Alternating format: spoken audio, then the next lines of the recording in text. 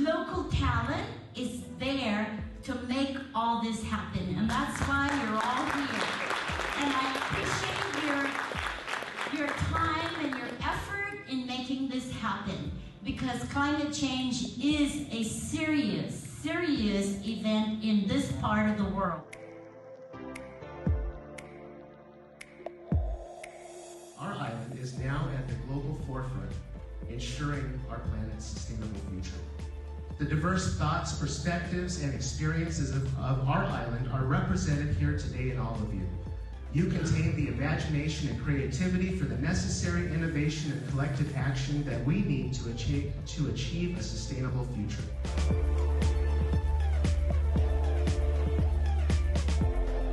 Part of what we in the university and everyone in this room need to do is to help people to understand that these are interconnected goals. And we can develop more food security with aquaculture, agriculture, to provide more of our own food and our own things for sustainability. It'll help with poverty, it will help with clean water, it'll help with many of really everything.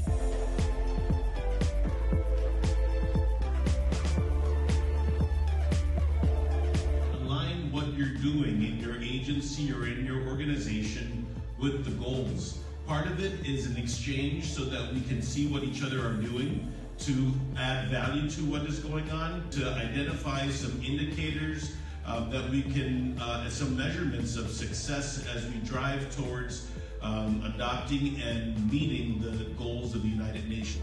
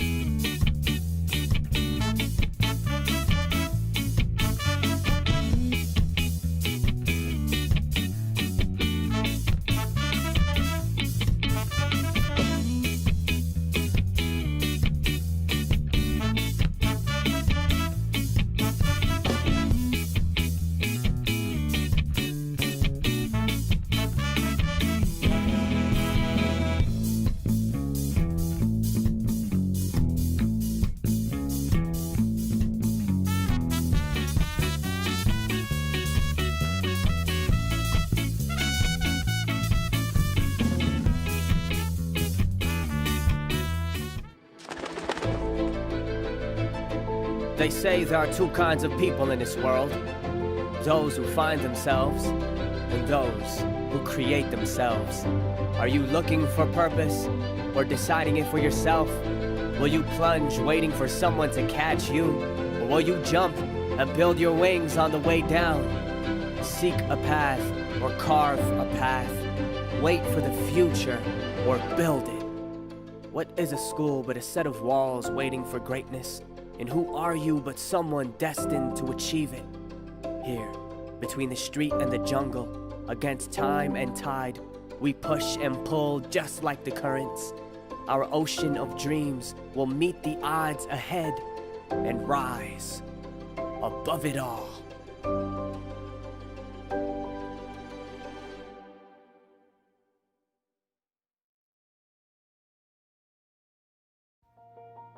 The University of Guam, Center for Island Sustainability, leads and supports the transition of our island region toward a sustainable future through research, education,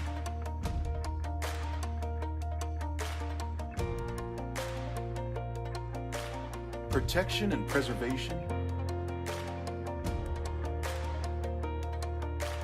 growth,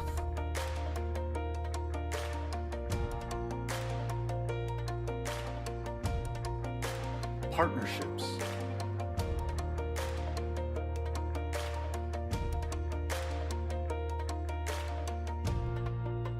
and inspiration.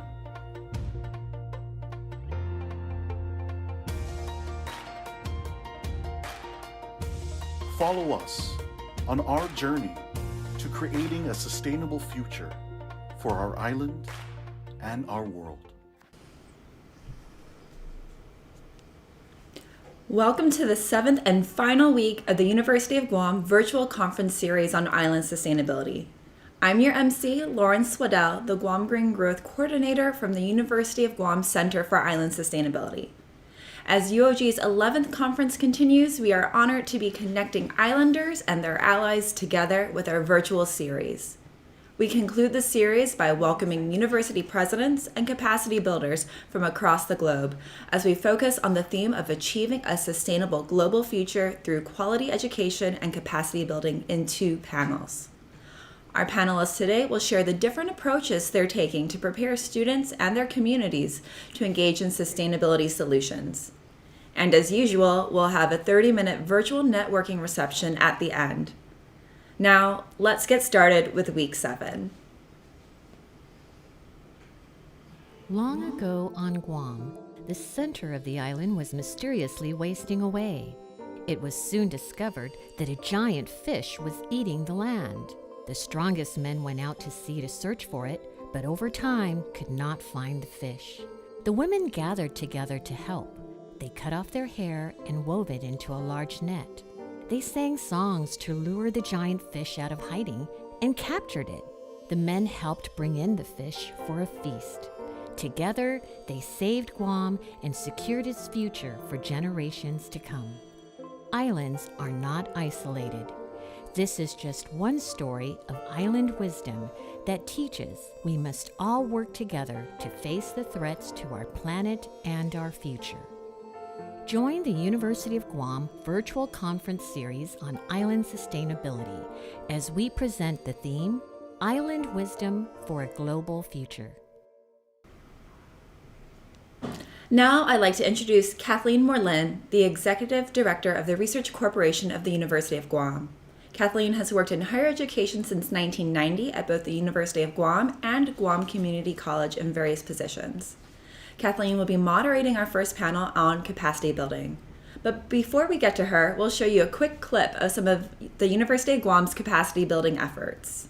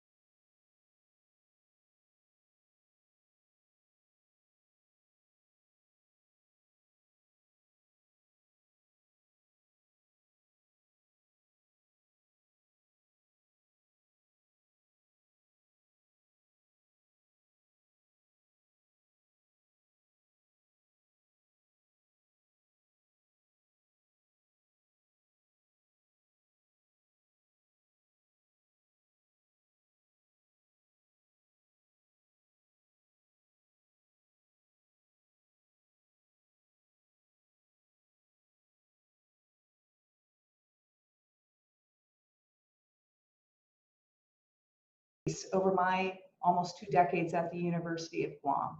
And you're going to hear a lot more about these programs in just a minute.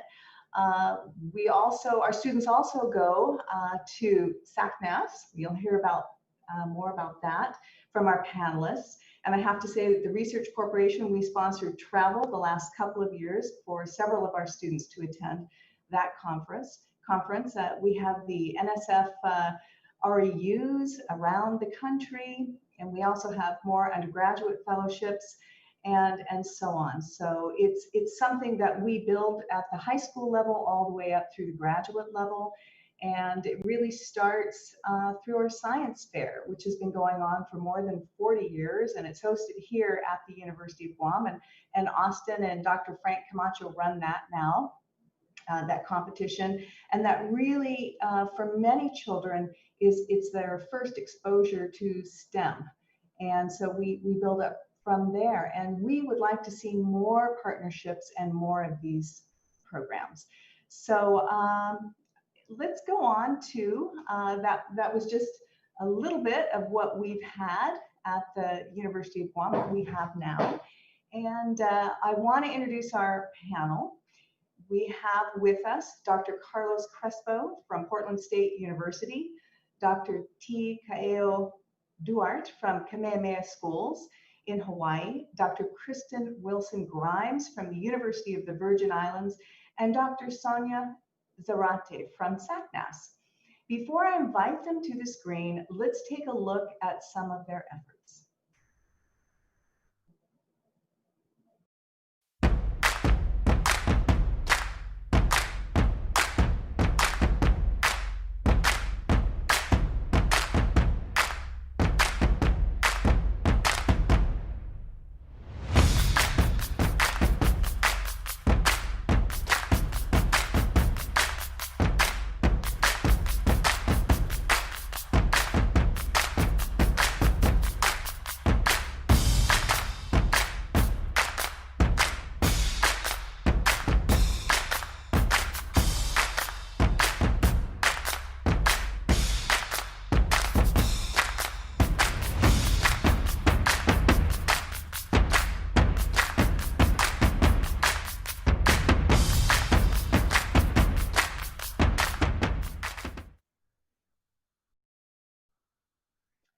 That was a nice set of slides there. Thank you very much. And again, welcome to the Center for Island Sustainability Conference this year. This is the 11th year.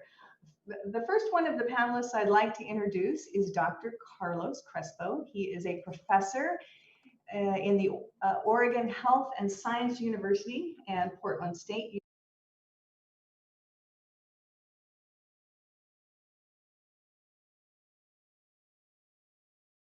University. Dr. Crespo is also the principal investigator of the PSU Build Exito undergraduate research training program funded by the National Institutes of Health, making PSU a center for innovation that supports undergraduates, including those from diverse backgrounds, on their pathways to become scientific health researchers. Welcome, Dr. Crespo. Thank you. Tell us more about Build Exito. How are you engaging and preparing youth with skills to create a sustainable global future? Well, thank you, and I appreciate the opportunity to be here. It's a real pleasure. I'm actually an island boy from Puerto Rico also. So one of the things that we did with Build Exito was to identify places where students are able to pursue their curiosity about research. And one of the things that we know is that research and science, it's better when you have a variety of people with different backgrounds and diversity in their life experiences. What we aim to do with Build Exito was to provide that pathway for students early in their entry in college to identify a long-term, hands-on research experience. One of the things that we know is that when the students are engaged in something that they actually have an interest in working on, they're more likely to remain in school, they're more likely to complete school, and they're more likely actually to seek graduate school. And we achieve that by identifying a multi-tier mentor program. So they work with a peer mentor. They also work with a faculty who advise and provide career mentorship. But they also work long-term with a research mentor. And these three different types of mentor, they provide a variety of supplemental education that the students are able to take advantage of as they pursue graduate school. Our partnership is with University of Guam, but also with Northern Mariana College, American Samoa Community College, and also with University of Hawaii and Alaska. And we also partner with the Oregon Health Science Universities, where there are a variety of research mentors who do state-of-the-art research, and that's basically what they do all the time. And they have been graciously happy to take students to be mentored. And then we also identify other research mentors in Guam, in Alaska, in Hawaii. So students who do not have the opportunity to transfer to Portland State are able to participate in long-term research mentorship in their home university. Thank you. As somebody who hires a lot of recent college graduates, I mean, I can't stress how important it is to have these research experiences, because it really shows the work that they've done on their resume when they've had these research experiences. So thank you for all of the work that you're doing with UOG and the School of Health and all of your other partners. I'd now like to introduce Dr. T. Kaeo Duarte, and he is the Vice President of Community Engagement and Resources at Kamehameha Schools. Kaeo's group oversees Kamehameha Schools' community-facing resources and initiatives in 9 regions statewide, leading both INA and educational portfolios to unify and elevate people, programs, and lands for more effectiveness and impact. This includes more than 360,000 acres of agricultural and conservation lands, community resource centers, and sustainability initiatives. He is also the chairperson of Hawaii Green Growth UN Local 2030 Hub, which develops local solutions to global sustainability and challenges, building on island culture and values. Welcome. Tell us about what you're doing with Kamehameha Schools. How are you engaging and preparing youth with the skills to create a global future, a sustainable global future? Hi, aloha, thank you for having me. I believe the journey to a sustainable global future and in our K-12 education and education efforts is really a journey of well-being, and is rooted in relationships as a Native Hawaiian institution. So journey is a well-being of place and people, of relationships with place and people. And therefore, the best way to ensure the next generation creates a resilient, sustainable future is to ensure the education journey builds firm relationships, and hence deeper understanding with themselves, with their families, with their communities, and with the places and contexts they live in. And to be sure, when I say family, I mean to our extended family who live in our oceans, our forests, our rivers, and our soils. So if you have a deep relationship with your place and extended family, it is highly likely you will respect it, cherish it, care for it. You tend not to destroy something you're deeply connected to. So we need to do this through a more expansive view of education that is oriented to place and culture for learners of all ages, preschoolers to adults, reactivating the original classroom of lands and ocean landscapes, and to life and career connected learning contexts. So here in Hawaii, we're linking traditional Hawaiian learning spaces to the more accepted conventional learning institutions, intentionally blurring the lines between campuses and communities, connecting to practitioners as expert teachers, and to work in project-based learning. The application of learning by doing is fundamental to both mastery and innovation. So in addressing these education systems, we also need to acknowledge the larger social justice and socioeconomic issues so that our kids are prepared for learning with full tummies, happy hearts, curious, and ready to engage. So while we're not there yet, one other thing we're trying to do with others is how do we change our outcomes for our learners and for our teachers that expand beyond just outcomes around academic test scores, outcomes and measures that reflect a desire for well-being of people in place. so we can help change the culture of educating our kids, no matter their subject area, interest, or career trajectory. So really, for us, it's about going back to and blending traditional frameworks of learning, which, to be clear, are fully embracing of innovation, technology, adaptation, and change.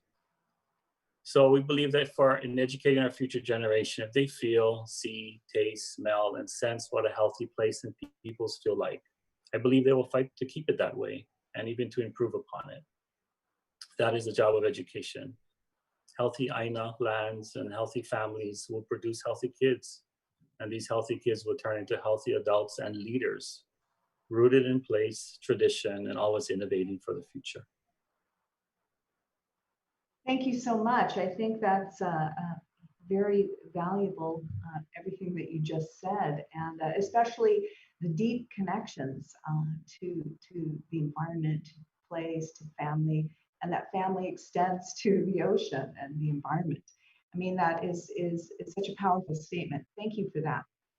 Our next panelist I'd like to introduce is Dr. Wilson Grimes, who is a research assistant professor at the Center for Marine and Environmental Studies at the University of the Virgin Islands. So we're going across the world here. And she's also the director for the Virgin Islands Water Resources Research Institute. And I'll have you know, at the University of Guam, that's 2 positions. So I know you're busy. She is the principal investigator for 2 major NOAA grants focused on coastal resiliency and community engagement. She is the co-chair for the Coastal and Estuarine Research Federation's Broadening Participation Council, and leads the Seas Islands Alliance Virgin Islands Hub.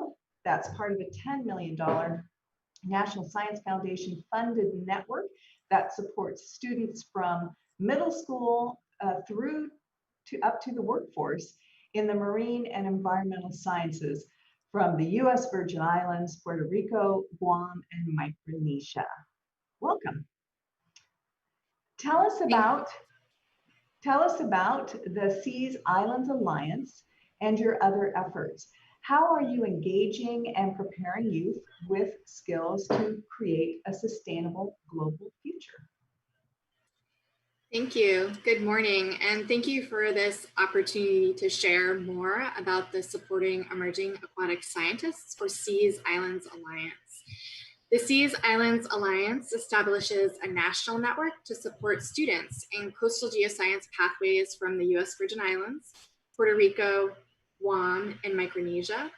It builds upon 2 past successful National Science Foundation includes design and development launch pilots, projects that happened here in the U.S. Virgin Islands, as well as in Guam, as well as 1 National Science Foundation Improving Undergraduate STEM Education, or IUSE Award, in Puerto Rico.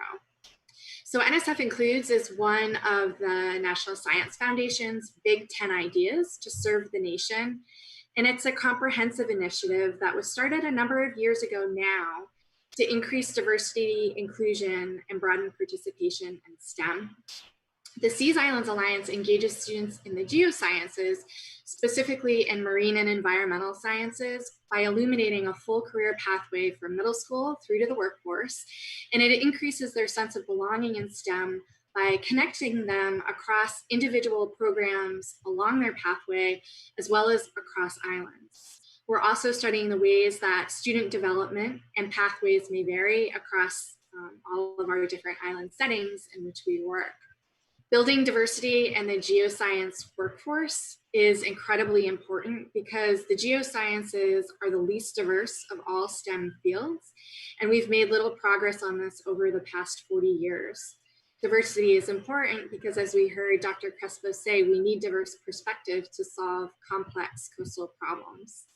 Over the next 5 years, the Seas Islands Alliance will empower 425 youth in summer and school enrichment programs, 90 undergraduate students in research and career experiences, 65 graduate students through fellowships and a bridge to graduate school program, and 25 postgraduates in coastal science and education positions through the creation of a workforce fellows program.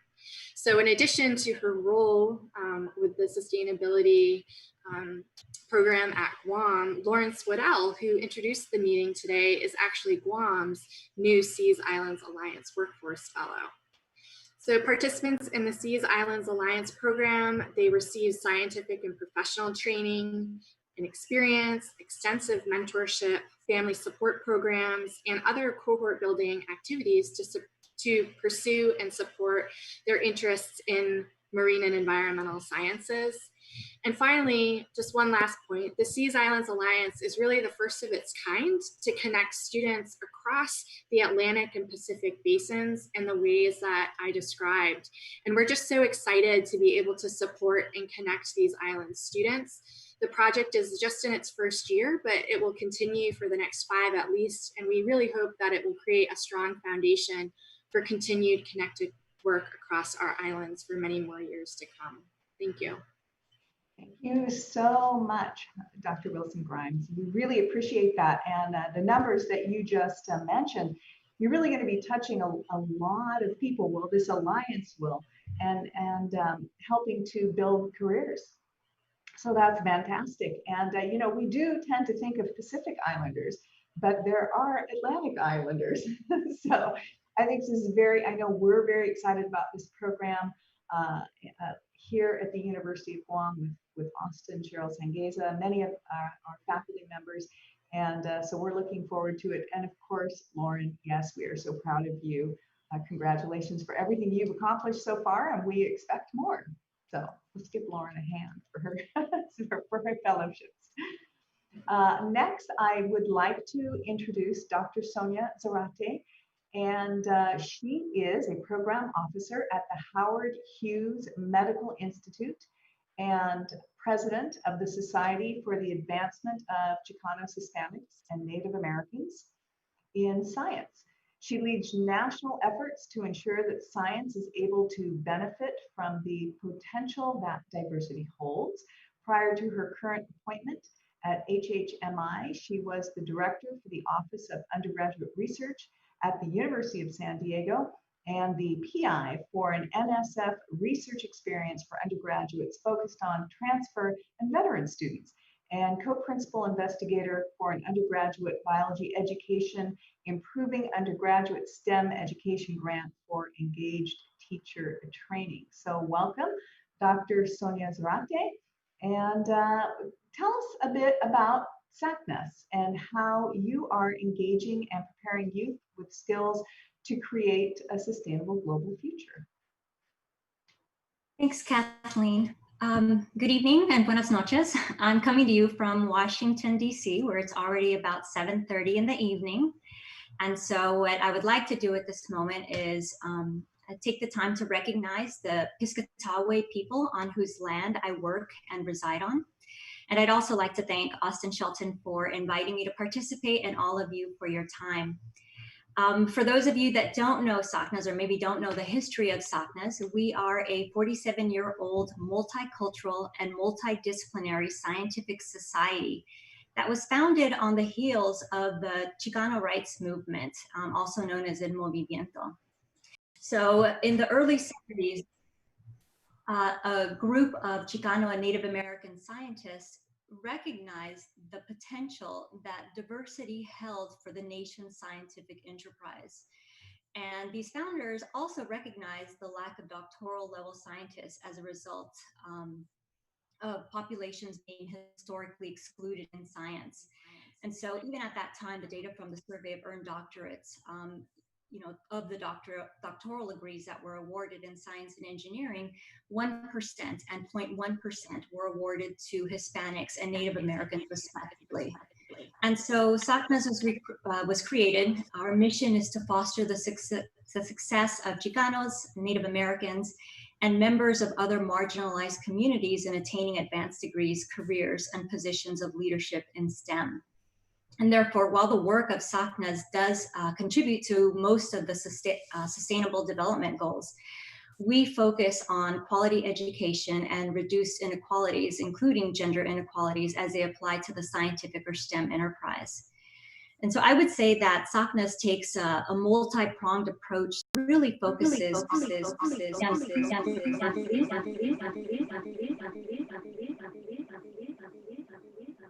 Is there an echo? There is. Is my microphone on or off? You're good. Okay, good. Yeah, so we take a multi-pronged approach. Hmm.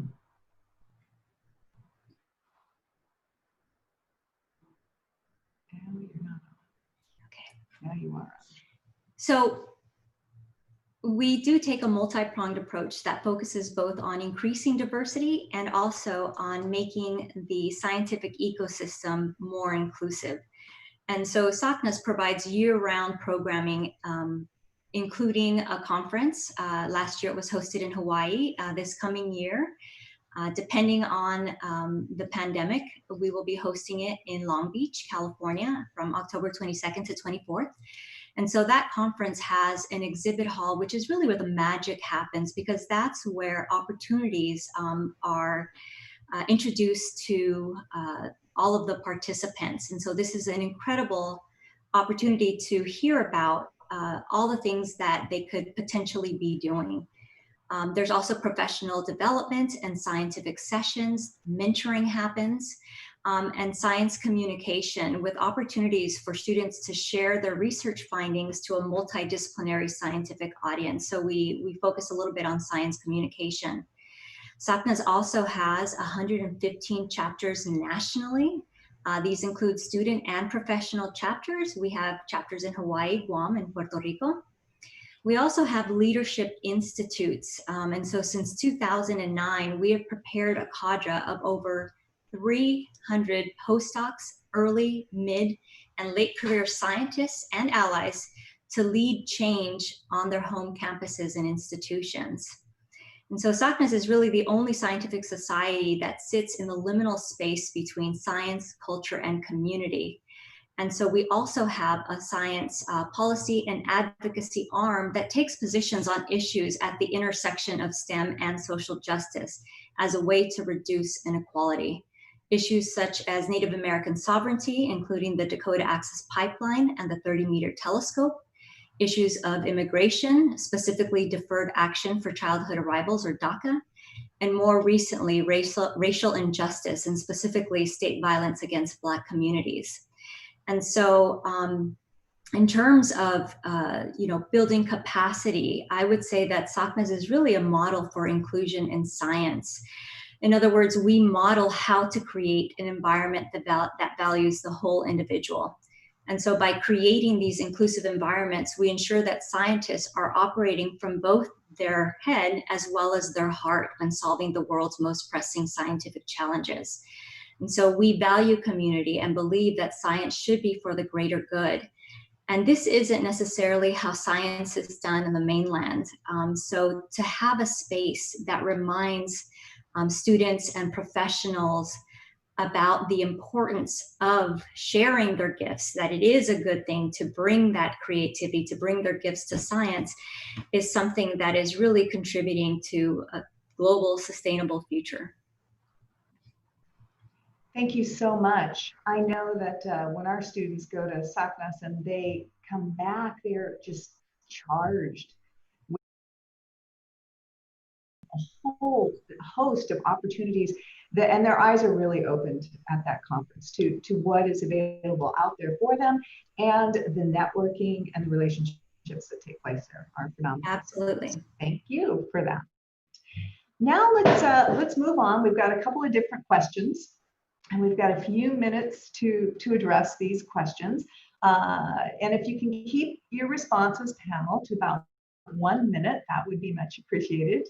And the first question is this, and we're going to start with Dr. Carlos Crespo. Each of us are approaching capacity building from different angles: biomedical research, geosciences, marine and environmental science, K-12 education for Native populations, fostering successes and leadership for underrepresented minorities in STEM. What are some of the most important contributions being made from your unique space to advance a sustainable global future? Dr. Crespo. Thank you. So one of the things that our program does, it's a research study. So while we're doing the training and we're applying the best science that we know now, we are simultaneously collecting data that would help us predict success. Many of the things we're doing are relatively obvious, but yet you need to document what works and how well it works.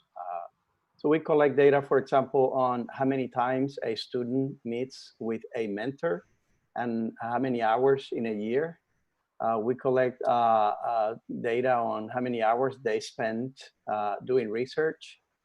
We collect data on their identity as a scientist. And all these things start giving you a picture of what are the best predictor that these students is going to remain in the program, and what are the best predictor the students going to continue. We do know their cognitive factors for sure. I mean, we do know that at the end of the day, they have to take their exams and they have to get good grades. And we don't interfere in that realm. That would be unethical for us to take the test for them. But what we do provide is the supportive environment. We call them non-cognitive factors. This sense of belonging, this sense of self-efficacy, identity. I think our students come in with this imposter syndrome, and sometimes they feel that they're not capable of contributing to science just like anybody else. And we have to work in that part. We need to be able to provide the students the energy and the motivation and the fact that they are actually as good as anybody else. And if they're provided with the resources and the support from people, they will do great things. And now that we see that we've been successful, these other students who are now in graduate school, they come back and the students are able to see that they can do it. So I from my perspective, one of the things that I value the most is how to build that self-esteem so they can actually move to the next level without having to apologize to anybody. Thank you. Dr. Caello, Duart, do you have any thoughts to add? Yeah, I think something we're doing, kind of to expand on what I said earlier. I mean, as we're an educational institution, but as the intro said, we also happen to be a large landowner in Hawaii. So something we're trying to do too is how do we take that position to walk the talk? If we're talking to our kids and we're producing education around these connections and values to place and community and around the SDGs and everything everyone on this call is about, how can we reflect our values as a Native trust by walking the talk and producing modern frameworks of business that are an extension of what we're saying in our education system and our cultural roots? So on the land side or the business end of our organization, if you will, we're really striving to how to seek to merge our Native Hawaiian values around things like financial returns. How does a Native Indigenous trust produce market returns while also equally valuing education, cultural, community, and environmental returns? Kind of a quintuple bottom line, if you will. And that's not easy, but I think that's the, again, learning by doing. So whether you're in our schools or in the business end of things, how do we continually learn and innovate? And our kids are watching. So the best thing we can do is to set an example of how we find a different path forward that can then trickle down and domino effect onto our education system, and to provide jobs and pathways to bring these kids we're trying to educate from the ground up. So maybe I'll add that. Okay, thank you very much. I'm just going to go now to allow Doctors Kristen and Sonia to give a short message to students and learners. What steps can they take today to achieve a sustainable global future? And this is for students and learners. And let's start with Dr. Kristen.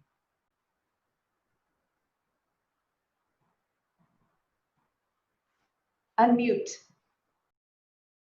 Yeah.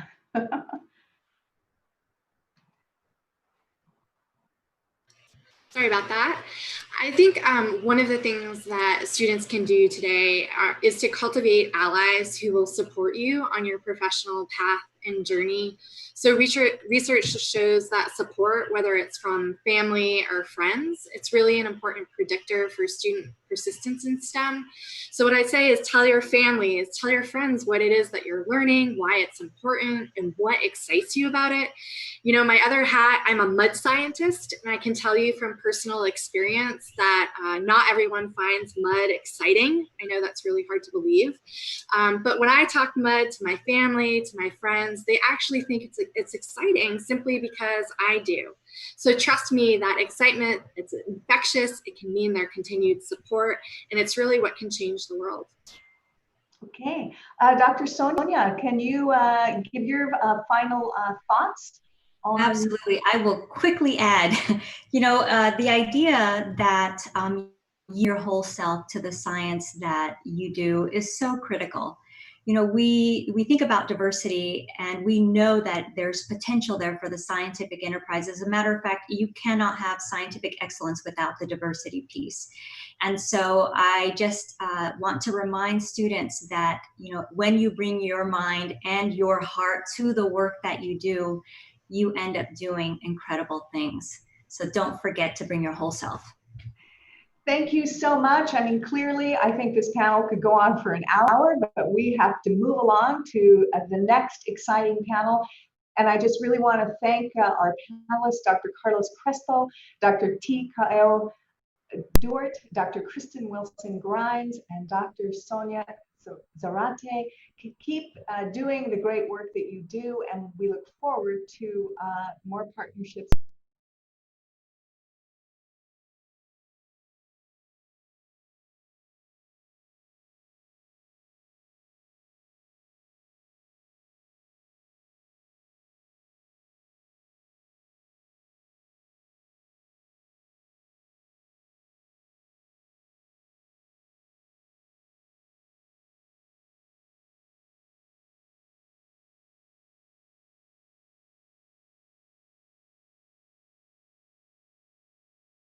In her career, Dr. Enriquez has led grant-funded initiatives that supported community and economic development in Guam. Her research interests in... Oh, really? Okay. Now?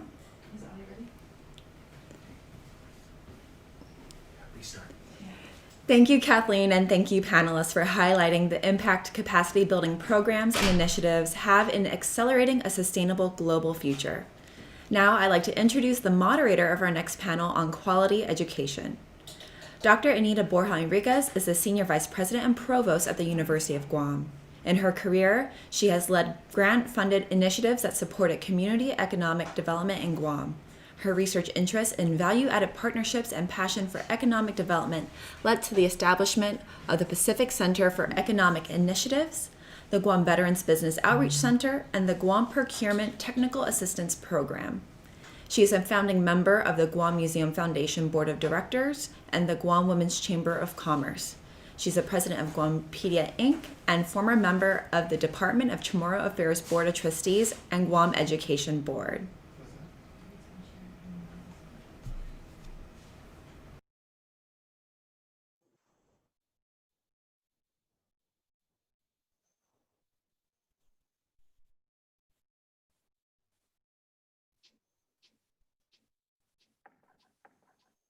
Thank you very much. Very much. Very much. Very much. Very much. Very much. Very much. Very much. Very much. Very much. Very much. Okay. That was a wonderful first panel, and I'm very excited to segue into our second panel on achieving a sustainable global future on quality education. This panel of esteemed speakers who collectively oversee a student population of more than 150,000 will focus on the critical role universities and educational programs play in achieving a global sustainable future. We have joining us today Dr. Michael Crow from Arizona State University, Dr. David Hall from the University of the Virgin Islands, Dr. Harleen Hain from the University of Otago, Dr. Thomas W. Christ from the University of Guam, and Dr. David Lassner from the University of Hawaii. Each of these panelists have many achievements that have led to the successes of their universities, students, and communities. However, because we'll only get to cover a portion of their efforts today, I encourage all of you to view their professional biographies on their university websites to see what other wonderful accomplishments they have made throughout their careers. Before we begin, let's watch a quick video of our speakers today.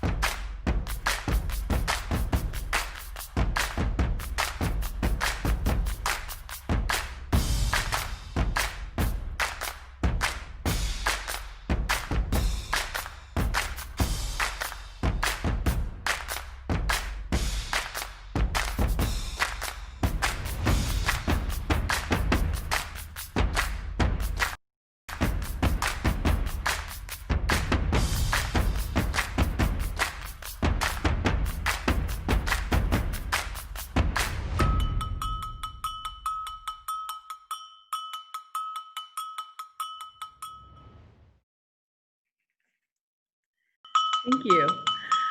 We will begin with our first speaker, Dr. Michael M. Crow. Dr. Crow is the president of Arizona State University and spearheaded issues groundbreaking, transformative evolution into one of the world's best put metropolitan research universities. Lauded as the number one most innovative school in the nation by U.S. News and World Report. ASU is a student-centric, technology-enabled university focused on complex global challenges related to sustainability, competitiveness, social embeddedness, entrepreneurship, and global engagement. Under Dr. Crow's leadership, ASU has established 24 new transdisciplinary schools, including the School of Earth and Space Exploration, the School of the Future of Innovation in Society, and the School of Human Evolution and Social Change, and launched trailblazing multidisciplinary initiatives, including the Biodesign Institute, the Julie Ann Wrigley Global Institute of Sustainability, and important initiatives in the humanities and social sciences. So our question to President Crow: how is Arizona State University building capacity for a sustainable global future?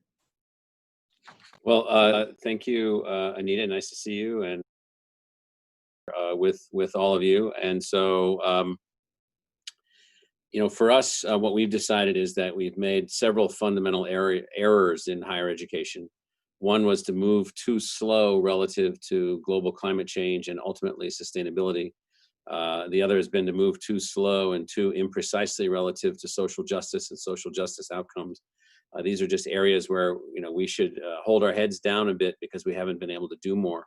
We've been more focused on our own disciplines, our own structures, and so forth and so on. And so what we did at ASU in terms of sustainable global futures was to basically say that sustainability and the outcome of sustainability, and we measure and define sustainability as that intersection between the natural environment, the earth, how it works by itself without us, and all of the things that it does, and then the built environment, which we construct.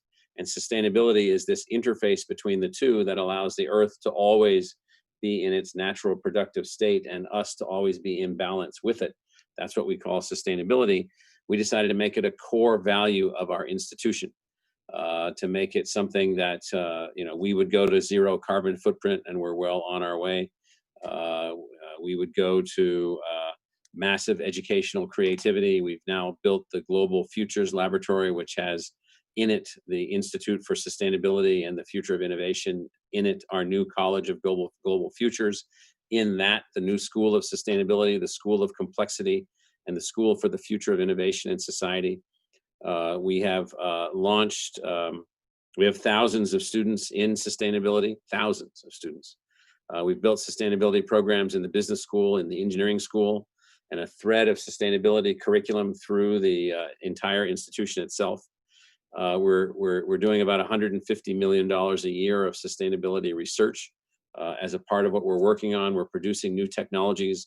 We're then linking with partner institutions that we can learn with and from, that we can work with on a global basis. And so we're very interested in that. And so, for us, the building of capacity starts with looking at the design of the university.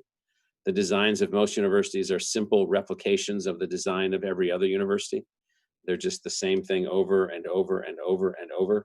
And what we decided was that it was, in fact, the design which was limiting us from being able to become the kind of sustainability institution, sustainable future driver that we should have been. That has meant building new relationships in the Pacific, building new relationships around areas where we didn't have expertise, thinking differently, acting differently. And it started with assessing ourselves. We had every kind of the most common, almost robotic, simplistic, mundane argument. Well, who would ever take your degrees in sustainability and who would ever hire these people? Well, we decided we don't really care. What we decided was that we were going to build a sustainability school and build the right kind of intellectual environment.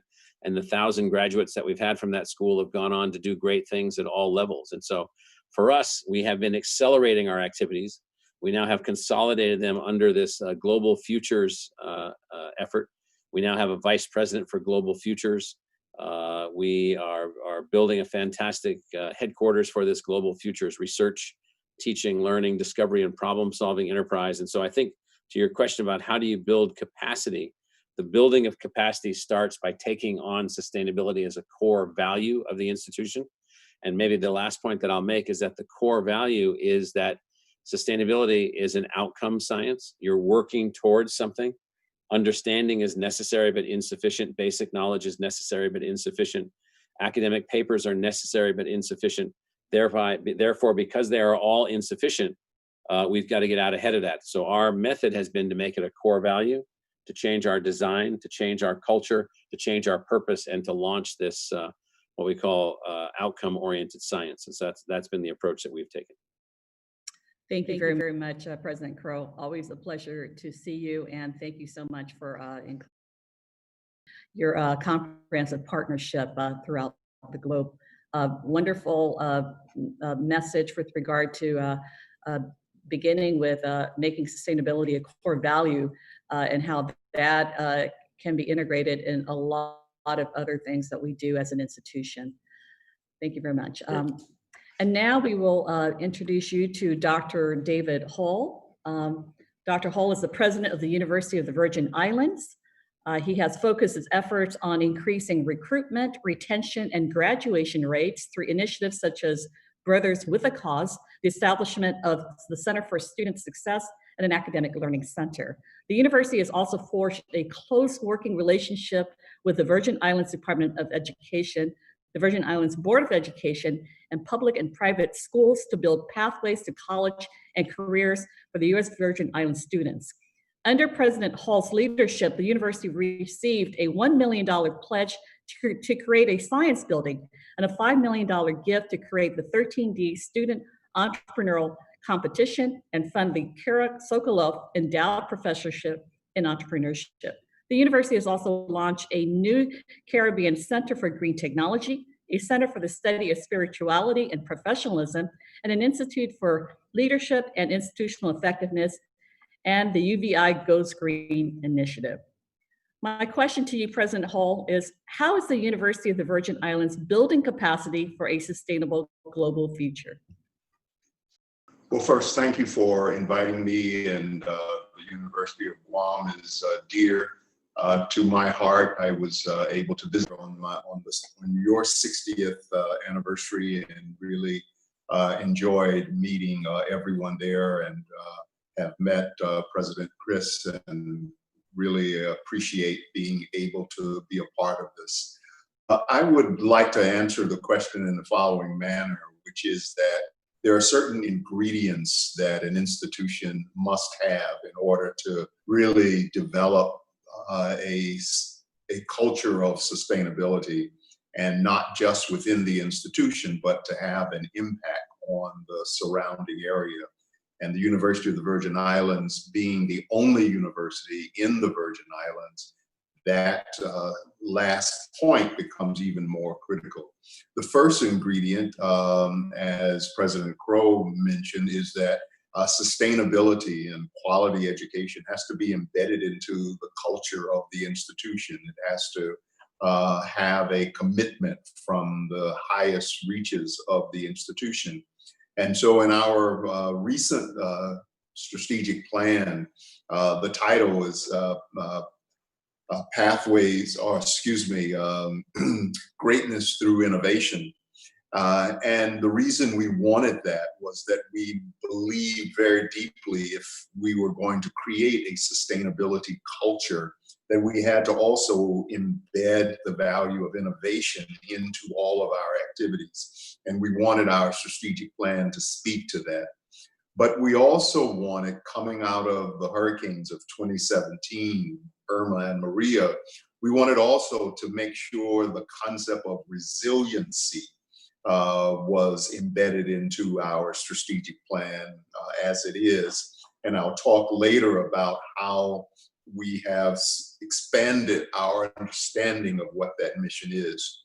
But in addition to embedding the value into the heart of the institution, the next ingredient is having people who are committed to those ideas. One of those individuals was a panelist on the prior panel, Dr. Kristen Wilson Grimes. But we've been able to attract some other outstanding individuals, Greg Winnell, Kim Waddell, just to mention a couple who have become anchors of trying to move the institution in that direction. I am not limiting my efforts to those three individuals, but I highlight that to say that this does not always become something, even when it's embedded in your strategic plan, that every faculty member is going to embrace, or every faculty member has the skills, expertise to move forward. So having excellent individuals who have a passion for this type of work is the second important ingredient. The third one is what I call having an institutionalized focus, because individuals doing the work alone really doesn't move the needle. And so we've been able to create various entities within the institution that has served as a focal point for sustainability.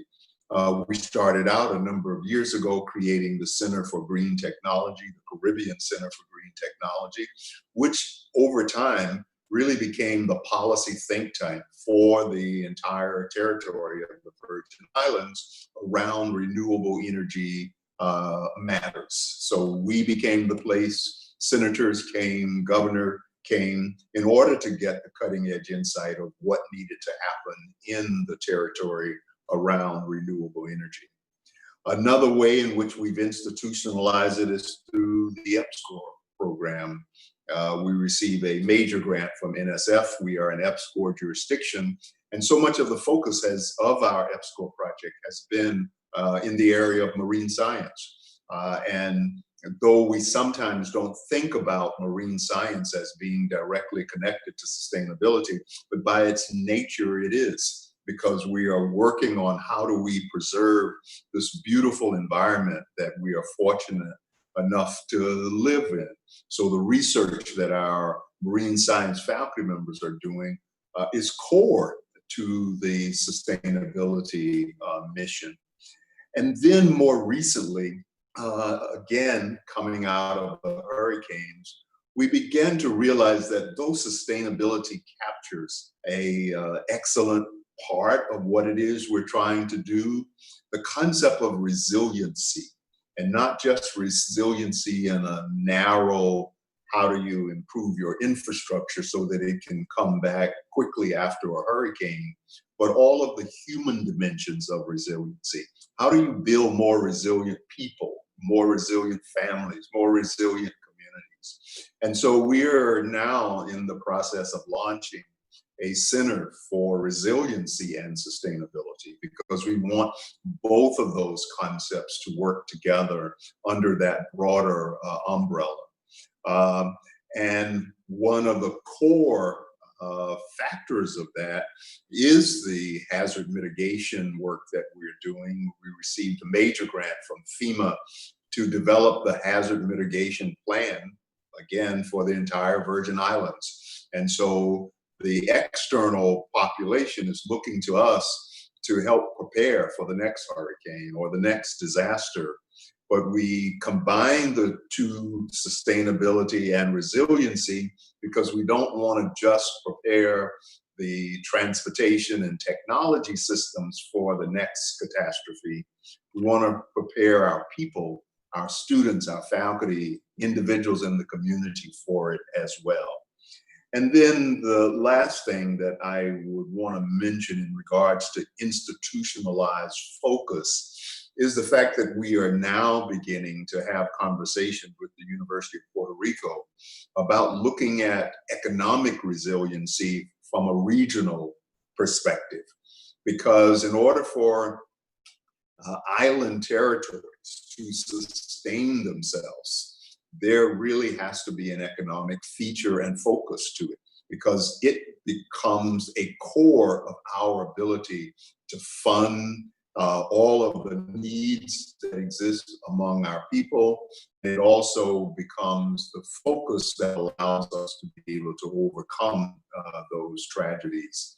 And so sustainability for us has evolved over time, and some of our experiences, like the hurricanes and now the pandemic, has changed and altered our, I would say, deepened our understanding.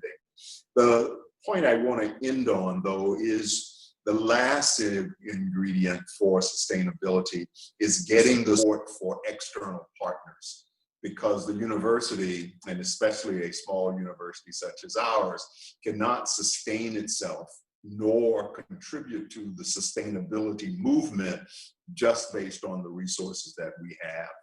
And an example of how our local government has stood up to that challenge is a year ago, well, a year and a half ago, the territory passed legislation that made tuition for Virgin Islanders free at the University of the Virgin Islands. That was a major step towards sustainability, personal and human sustainability from my perspective, because it was a decision to invest in the students of these islands so that they could have the skills, the values to be the future leaders of the territory, and thus provide sustainability that is needed in a global manner.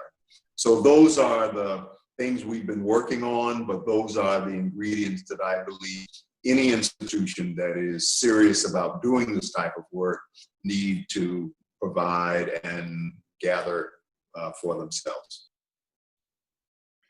Thank you very much, Dr. Hall.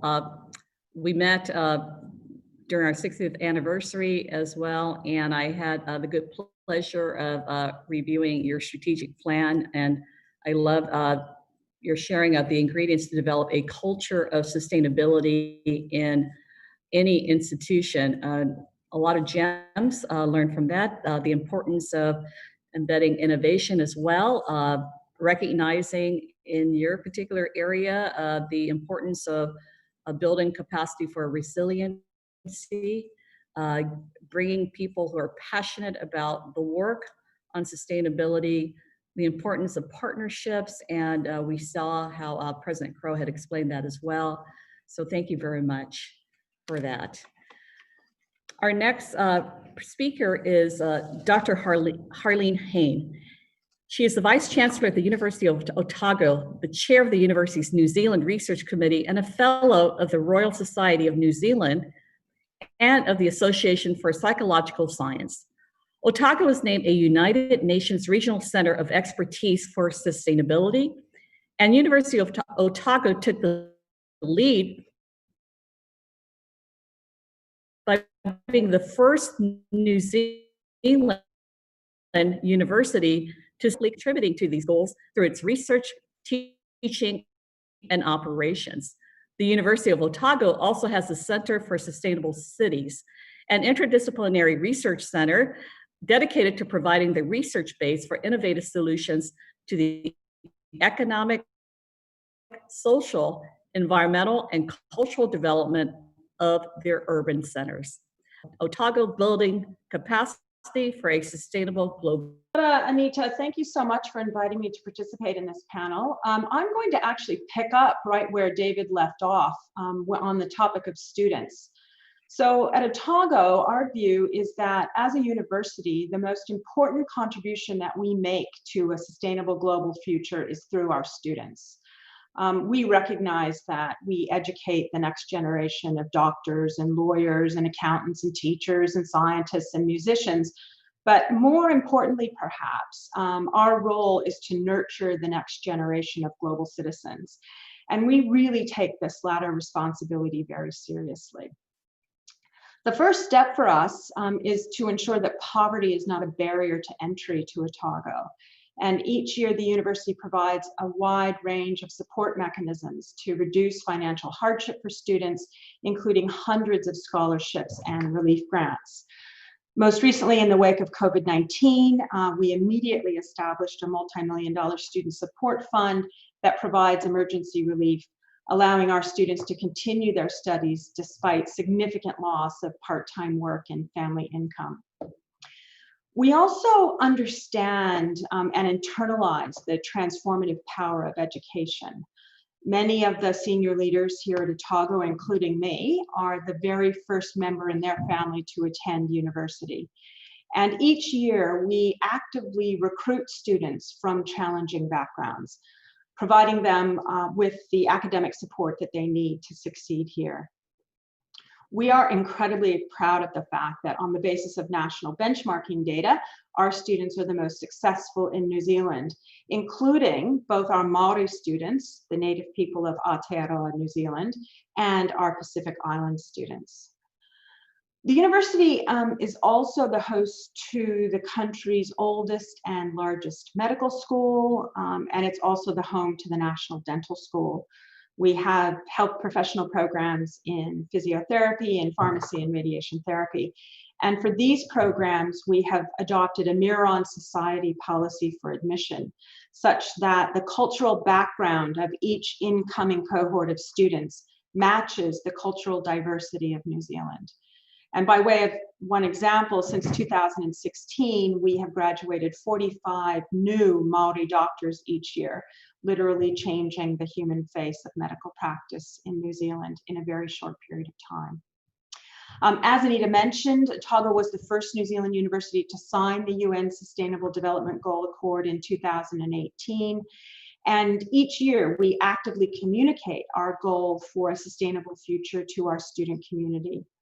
At our opening convocation ceremony, for example, we remind our students about the obligations of global citizenship.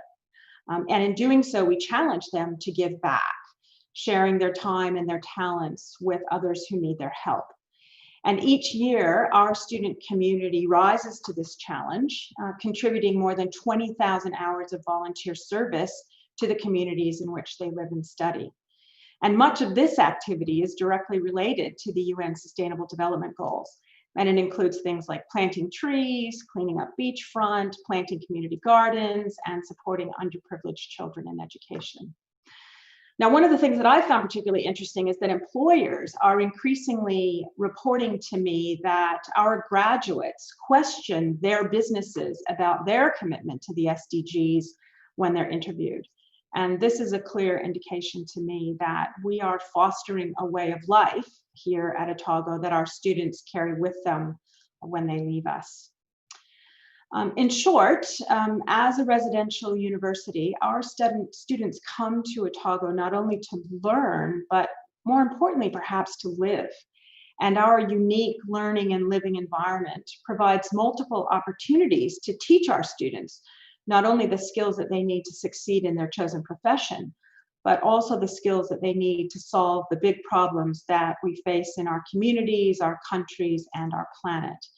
And in this way, here at Otago, we are continuing to build capacity to support a sustainable global future. Thank you very much, Vice Chancellor Hayne. Wonderful examples of how student success is exemplified, especially in terms of making college affordable and accessible to those families from challenging backgrounds.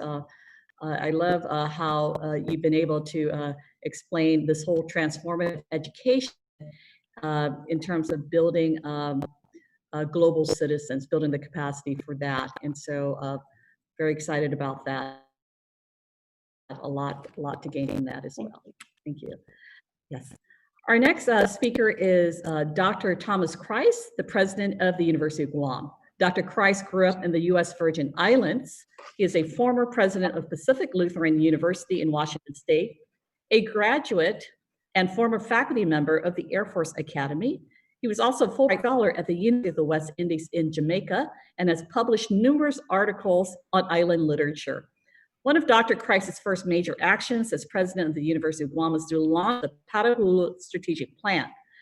The Parahulu Strategic Plan will focus the next 5 years on areas that will further enhance UOG's ability to provide a valuable education and an engaging experience to its students, serve the needs of its communities in Guam and the region, and enhance the recognition of the university as a flagship research and partnership institution for all of Micronesia.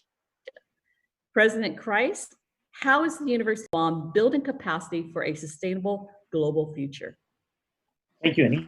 My fellow panelists, I'm pleased to have met each of them in their home environment with the exception of Harleen, so I look forward to getting to Otago sometime soon. And congratulations to New Zealand on the way that you've handled the coronavirus. So we're all envying your situation.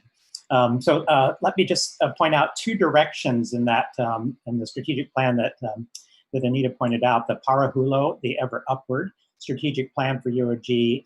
The two sort of marquee directions are to be recognized as a research university and to lead Guam and our wider Micronesian region as a partnership institution. And as we've heard from the conference today so far, UOG has been growing its research capacity by leaps and bounds over a number of years. Just 3 years ago, UOG had $8 million in federal research funding, and today we're at over $20 million. And this remarkable achievement, it's especially remarkable for an institution of our modest size of about 3,500 students.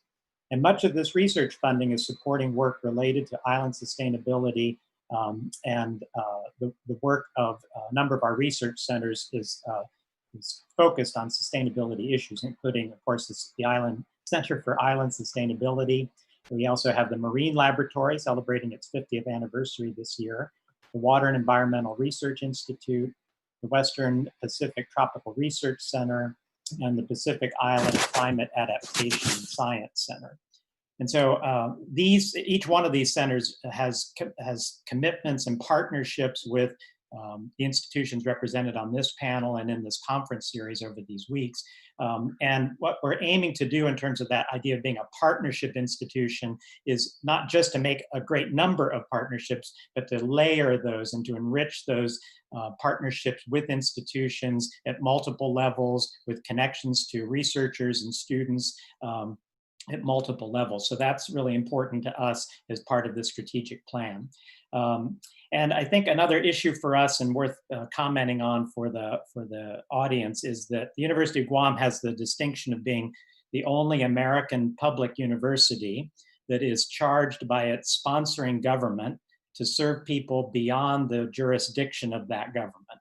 And so we have responsibility to be the university for 2 U.S. territories, the Commonwealth of the Northern Marianas Islands, Guam, as well as 3 independent countries in Micronesia: Palau, the Federated States of Micronesia, and the Republic of the Marshall Islands. And then we also maintain connections with American Samoa and with Hawaii in our Pacific Island U.S. affiliated organizations. And so I think that kind of the notion of layered partnership on issues of sustainability helps to build the capacity of our students, of our researchers, of our communities to deal with all the many issues related to sustainability, creating sustainable society.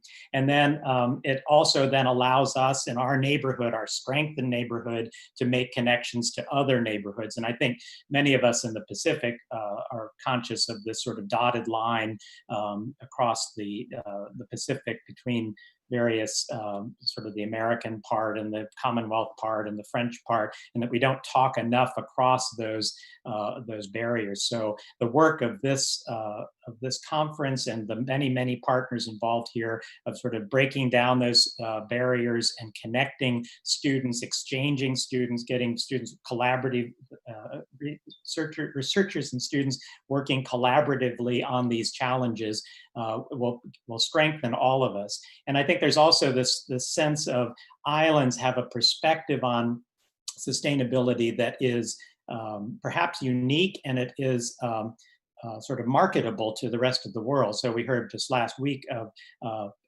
communities in Idaho feeling themselves islanded and appreciating an island perspective on sustainability. So there are ways that the connections to institutions like Arizona State University can help strengthen this and can bring the kind of island wisdom that we recognize exists in islands in the Caribbean and the Pacific and around the world, that we can bring these things to larger audiences and build this capacity. So thank you to Anita for the question and for the panel for this great opportunity to compare notes.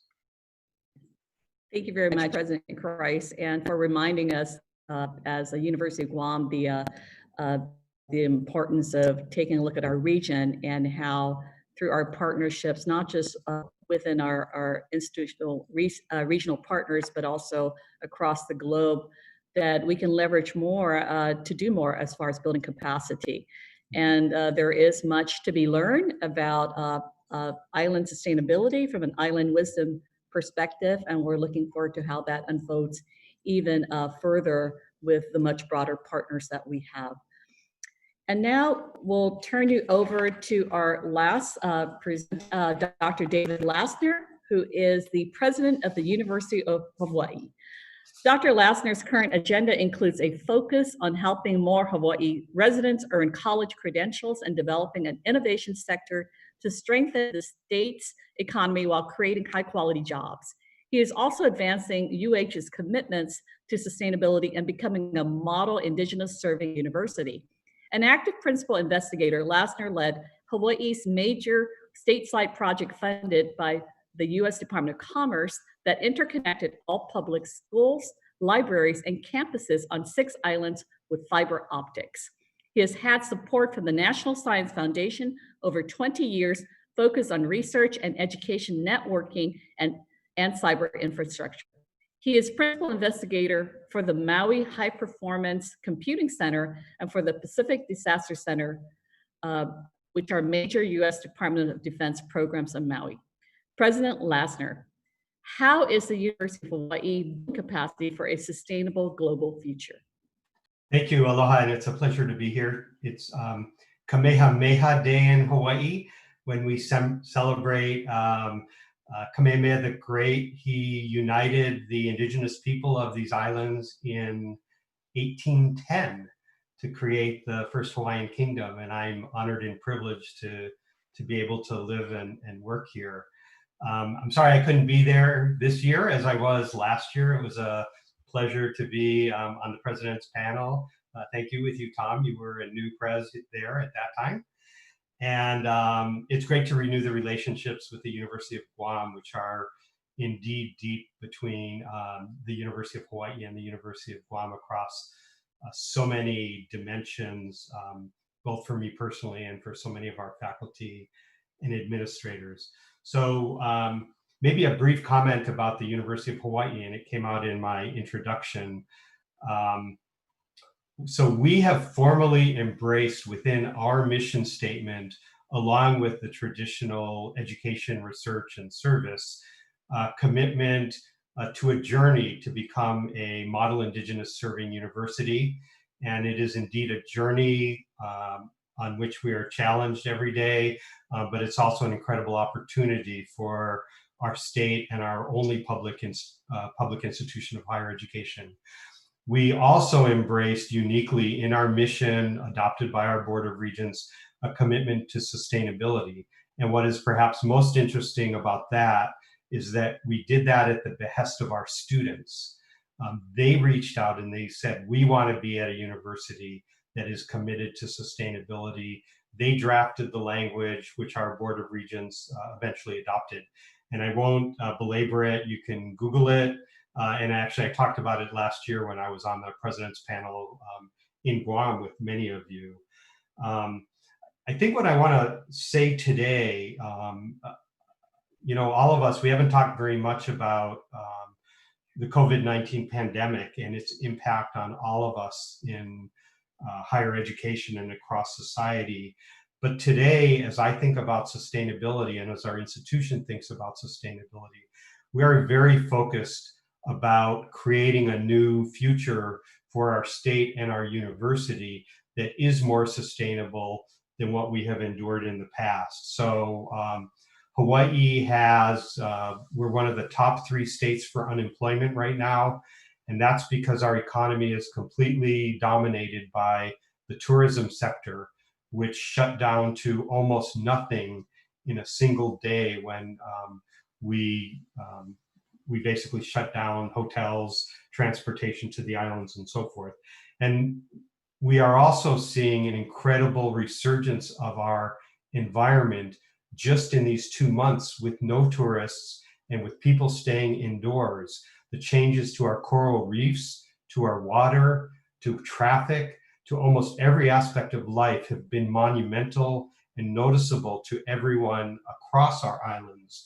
So today, what I think about every day is what is the role of the university, even as our budget is being slashed due to a state economy that is incredibly challenged.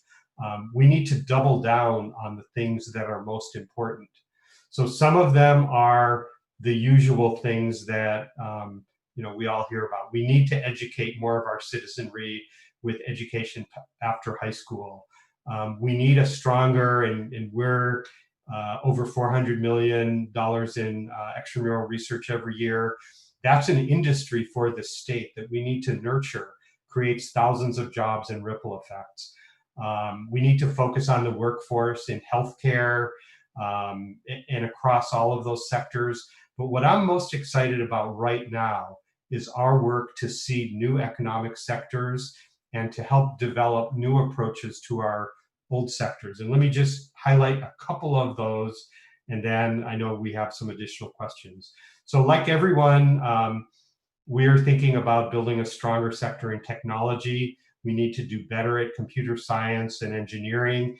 Thank you, Michael, for loaning us one of your deans to help with a review of our programs just a few months ago. And we have some great ideas about how we can rebuild it. For us, something that's unique is a focus on digital creative media technologies and building on the strength of the people of Hawaii, both the indigenous people, but our other cultures, in telling their stories. A second area for us is food and agriculture. So we have what is probably an unhealthy tension between those who want to see us grow all of our own food and those who want to see us grow export crops that can generate revenue from outside. But we have not figured out agriculture in this state since the end of our plantation economy. And that's something that I think the university has to figure out how to bring those two together. We have incredible strengths in climate change and resilience with both federal funding and amazing researchers who collaborate across the Pacific.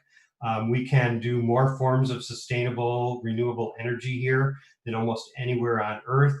We're exploring what microgrids look like at scale, and we have amazing expertise at understanding how to protect and restore the native environments that were here for thousands of years before Western contact, building back on some of that indigenous knowledge. And last, let me comment on our 900-pound gorilla of the economics here, which is the hospitality or tourism industry.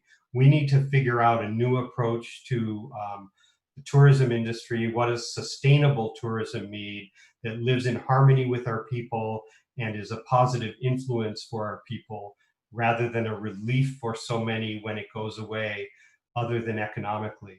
So that's what I'm up to. Wonderful. Thank you so much, President Lasner. Always a pleasure to see you. And gosh, like our institution, we're in a tiny little island, and the problems, the challenges, the opportunities are the same. And we're just very grateful for the partnership we have with your institution to draw from and see how we can also participate at scaling up different opportunities, especially in terms of renewable energies. And I love how you've also embraced Indigenous knowledge and the importance of respecting. You have happy Kamehameha Day to you as well, and looking forward to more conversations and certainly more ways that we can partner together. Okay, so we have taken up a lot of time, but there is so much value in what all of our presenters have made, and unfortunately, we'll have to skip the 3 questions and go straight to the closing. And in this, we like to hear from each of you, and unfortunately, we're only giving you roughly 30 seconds or less to a short message to our students and to our learners. What steps can they take today to help achieve a sustainable global future? What steps can they take today to help achieve a sustainable global future? We'll begin with President Crow. Well, I mean, to the students in terms of help moving towards a sustainable future, 1, think like a marathon runner. It's a lifelong thing. You'll devote the entirety of your life to it. 2nd, broaden your learning base as much as you possibly can. Do not, or maybe specialize, but keep yourself broadly focused. And 3, fearlessly drive change. Nothing is going to happen unless we fearlessly drive change.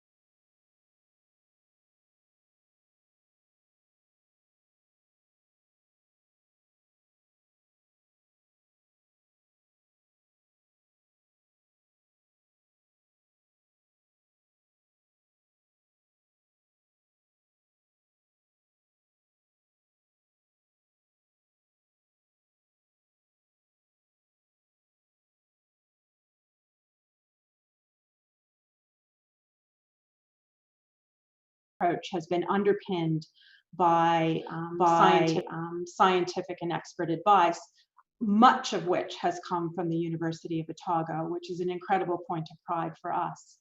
So I'd also like to end with the words of our current Prime Minister, the Right Honorable Jacinda Ardern: be kind and look after each other. Wonderful. Thank you so much for that. And now we'll hear from President Kreis. Thank you, Anita. Thank you for all of those great comments. And I think the thinking about this period of time, I don't know what we'll eventually call this, the crisis of 2020 or whatnot, but there's a relationship between the pandemic, the economic collapse, and the demands for social justice and an end to systematic racism, is that this is a time when we need to think in new ways, and this is the opportunity for a revolution across the board. And students typically are major players in revolutions and changing the way that we think and act and behave. And so I think this opportunity to sort of crawl out of the economic challenge and the pandemic challenge and the social justice challenge is related to imagining a world that is more sustainable in all of those dimensions: social justice dimension, economic dimension, health dimension, and environmental sustainability dimension. So I think for students to be thinking really imaginatively, realize that they have power, and that we all need help in thinking this new world into being. And in the Chamorro language, the term Inafa Mawalek is a basic principle about the idea of making things right. And it's typically understood to be in human relationships, but it seems to me that there's even a broader possibility there of thinking of making all things right, and that students can think of their mission as making all things right and imagining this new future. Thank you very much, President Kreis. And finally, we'll hear from President Lasner. You know, the comments have been so wise, and I agree with everything my colleagues have said. So let me just close with a few words. Like Vice Chancellor Hayne, I will share a Hawaiian, we say olelo no ea, or words of wisdom. Ohe pau ka'ike I ka halau ho'okahi. All knowledge is not taught in one school. Okay, thank you very much. It has been an honor, and you have shared with us remarkable gems. I want to say on behalf of everyone who has zoomed into this inaugural virtual conference, I want to say in our language, Sendankalu Nesizus Ma'asi, to President Crow, to President Hall, Vice Chancellor Hayne, President Kreis, President Lasner, thank you so much for sharing. Thank you so much for taking time out of your very busy schedules. And this wraps up our panel, and we look forward to opportunities when we can see you all in person. Sizus Masi. Bye-bye. Aloha. Thank you. Hafide, I'm Austin Shelton, Director of the University of Guam Center for Island Sustainability and Grant. Thank you to our conference co-chairs, UOG President Thomas Kreis and Governor of Guam Lou Leon Guerrero, for bringing us together for this 7-week virtual conference series around the theme, Island Wisdom for a Global Future. Prior to the COVID pandemic hitting Guam, they made the difficult decision to call off our in-person event. Stating that sustainability is more important than ever, they committed to shifting to the virtual format we are now in. Thank you all, our conference attendees, for joining us just today or for all 7 of our UOG virtual conference series on island sustainability. Over the past 7 weeks, we've learned about advancing United Nations Sustainable Development Goals in locally and culturally effective ways through the Local 2030 Islands Network. We heard how to achieve 100% renewable energy worldwide by 2045 through the Blue Planet Alliance. We learned how to stimulate island circular economy industries and design out waste and pollution while regenerating natural systems. We listened to inspirational CIS Seed Talks, ideas worth cultivating from remarkable Obama leaders. We filled our baskets with lessons from women business leaders who are sustainability solutionaries. And today, we heard from incredible university presidents and capacity builders about achieving a sustainable global future. You can relive the whole thing with the highlights and recordings on our website anytime. Thank you for the generosity of our sponsors and G3 members and strategic partners who have made this conference possible. Thanks to our amazing high-performance conference logistics team for innovating and pulling this off. This has truly become a global conference with over 2,000 total Zoom logins from more than 75 countries, states, and territories, and over 13,500 social media views. One big announcement that I'd like to leave you with is to save the dates for our next conference, April 5th through April 9th, 2021. While we can't quite determine if we'll be back to an in-person event, virtual or hybrid format, I can guarantee that it will be informative, inspirational, and push us all to action to achieve a sustainable future. Keep connecting with us throughout the year as we advance the Guam Green Growth Initiative, island circular economy industries, food security and aquaculture, watershed and coral reef restoration, STEM capacity building, traditional knowledge, and rare and endangered plant research. Send me or our team an email and connect with us on social media. Sijuas Maasi and thank you, stay safe, and see you again soon. See you again, see you again, see you again, see you again, see you again, see you again, see you again, see you again, see you again, see you again, see you again, see you again, see you again, see you again, see you again. Great. And I hope you found inspiration and developed more relationships that will contribute to our goal of a sustainable global future. Now, I'd like to ask you 2 closing poll questions.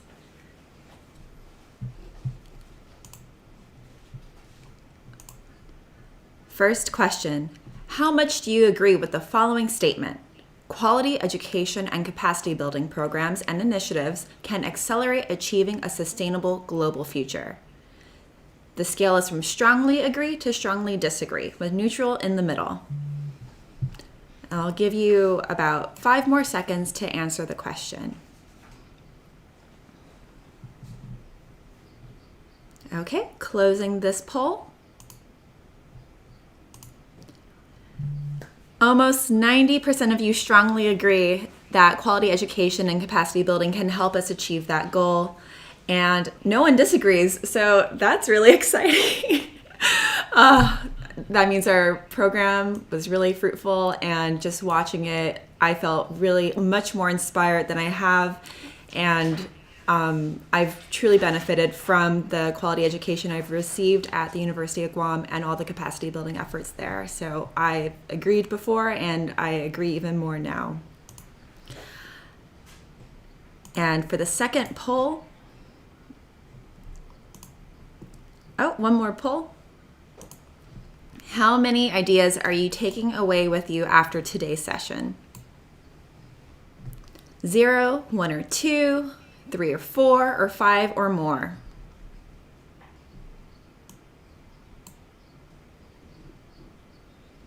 I'll give you about 5 more seconds to answer.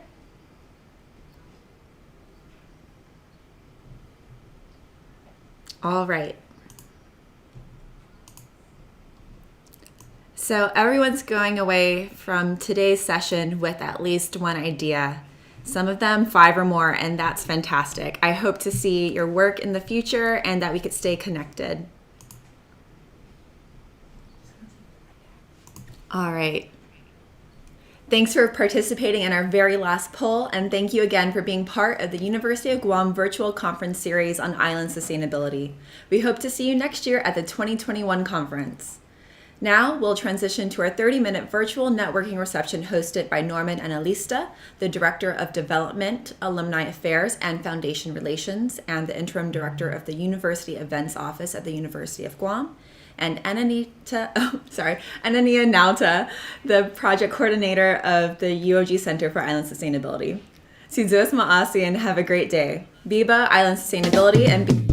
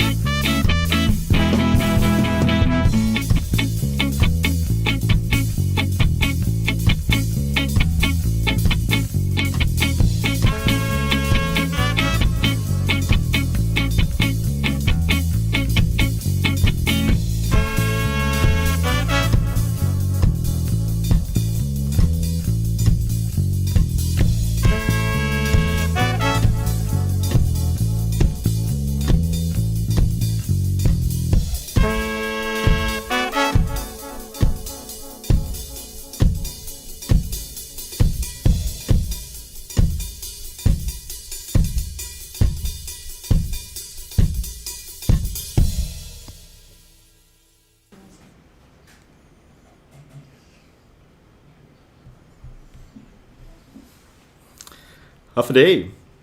Welcome to our virtual networking session. I'd like to ask for my co-host, Ms. Anania Nauta, to begin with her introduction. Hafaday, everyone. Thank you to all of our panelists today and over the last 7 weeks. I'm Anania Nauta, and I am the project coordinator at the University of Guam Center for Island Sustainability. If you've tuned in with us before, I, along with a few others, have been working on the back end for this conference, and this week I get to be up front with all of you to be engaged in this virtual reception. I'm really excited and honored to be co-hosting our virtual network reception analyst. Well, buenas and hafaday, ladies and gentlemen. I'm Norm Analista. I'm the Director for Development, Alumni Affairs, and Foundation Relations, as well as the Interim Director for the University of Guam Events Office. And it is my honor to be a part of this wonderful conference and to be part of the conversation today. And I'm equally excited to be co-hosting with Ms. Anania Nauta. Now, apart from this being the last session for today, today's a Friday as well, and I kind of like the good vibes that we had with that music rolling into this. Incidentally, today is also Philippine Independence Day, which I know is celebrated globally by the larger Filipino community throughout the world. So I want to say mabuhay to them as well. Anania? Yes, so we'll be your moderators for today's virtual networking session, and we're having some rich discussion following on how to virtual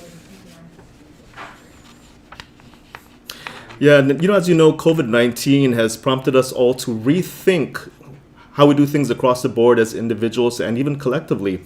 And one thing that remains constant is our need to connect and stay connected. And we're really very, very fortunate to have the ability to stay connected in creative ways, such as this virtual conference and through the many online platforms. And that's the purpose of this networking reception, is to connect with each other and stay connected. So we hope to give everybody the opportunity to share, learn, and connect, building on the inspiring talks that we heard earlier. And of course, whatever comes to your mind, this is the last session for our conference. in a few minutes, we're going to open up the floor to all of you. But first, please join us in turning on your video for this happy hour or coffee hour for wherever you may be in your time zone is. And we welcome you to use the chat box to help you. Yes, and we'll help as moderators with a couple of questions and call on participants to share as well. And to give everybody time to speak, we kindly ask that you please keep your comments under a minute.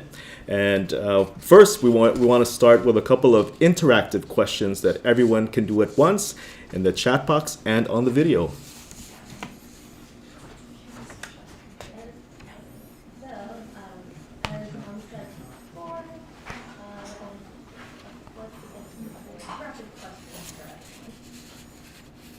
Yes, so you'll answer these questions by waving, giving a thumbs up in your video, or by typing your answers in the chat box. Since this is our last session, please go to the camera video and more than one of our virtual conferences. If you're running more awesome, tell us what the themes are in the chat box. Yes, so we'll give you a moment to do that, and let's see how many of you can recall what the themes have been since week 1.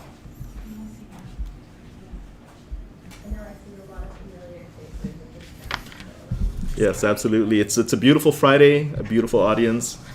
This is going to be a great time. So what are some of the comments, Anania?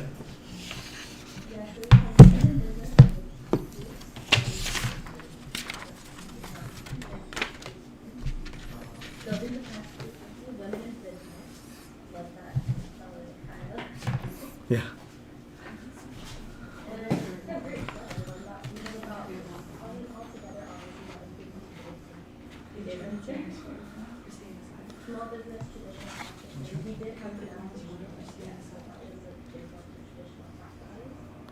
Yeah.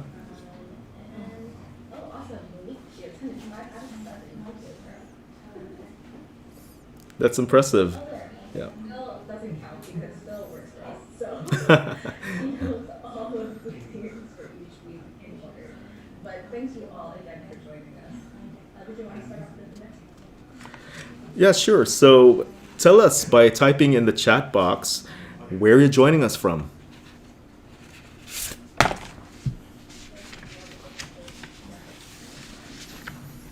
So we have Guam, of course, Saipan, New Jersey, Marine Lab Lane, right down the street from the Sea Grant office, Arizona, Saipan. So wonderful to have a global audience tuning in as part of this virtual networking session. Thank you for joining us, everybody. Yeah.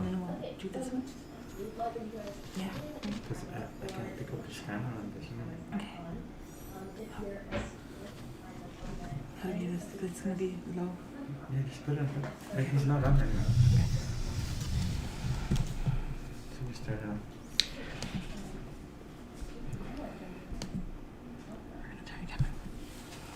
Can you get the volume up? I can't hear.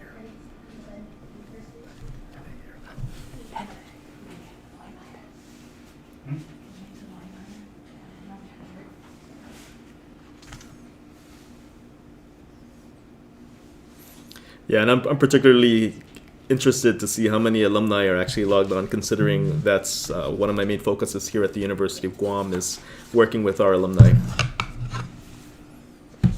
Okay, so we have a lot from UOG, thank you all. And alumni too.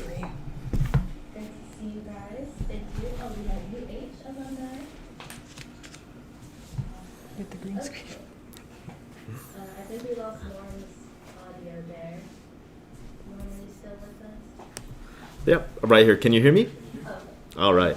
Yeah. So as I was mentioning earlier, I'm extremely excited to be hearing from our alumni as well, considering that's one of the main responsibilities I have with the University of Guam is to maintain connections with our alumni, very much the same way that we're trying to create connections with the participants from our conference, especially those from the last 7 weeks.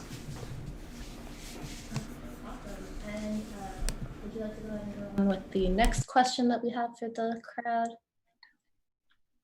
Yeah, sure. So the next question is, camera or in the chat box, if you've been a part of a capacity building program or initiative, and write in the chat box which one and how were you involved. So that's a question that's going to elicit some details, so I'll give you a few moments to type that in.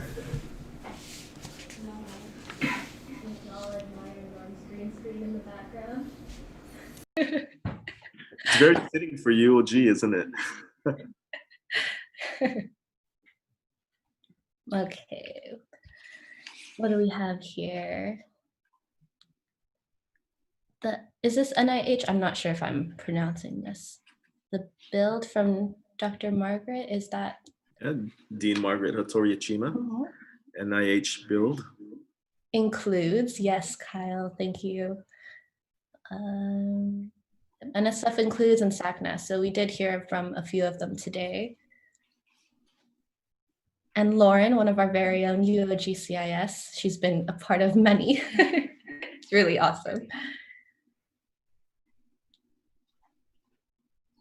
All right, we have a mentor in here, with NSF Includes and the Director of Island Ecology Field Course. Thank you for joining us. More NSF Includes and Seas Island Alliance, awesome.